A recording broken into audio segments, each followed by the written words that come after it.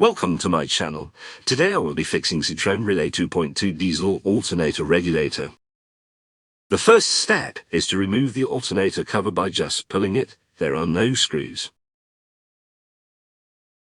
Next is to grab yourself a Phillips screwdriver and remove the 4 screws as located. There are 4 screws, however one of them is longer than the other, which I will show. Make sure you screw them in at the correct place to avoid any unnecessary problems. Screws can be stubborn, so I will advise you to lubricate it or not to use a power tool. This is to avoid the screw from slipping. The first 2 screws that I am removing are the longer screws. It is also marked in arrows. The other 2 screws are the smaller screws.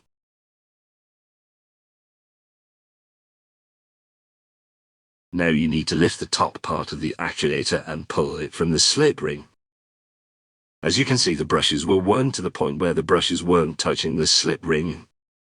When the brushes wear out, the commutator no longer makes electrical contact and the rotor gets no power, causing the alternator to not work and not charging the battery.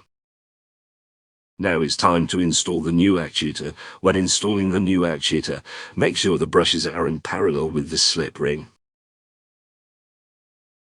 Once the actuator has been installed, it's time to screw on the screws. Make sure to put screws at correct place. Make sure you also look at signs of wear and tear in the slip ring. Slip rings are part of an alternator rotor that allows electrical field currents to pass through while rotating.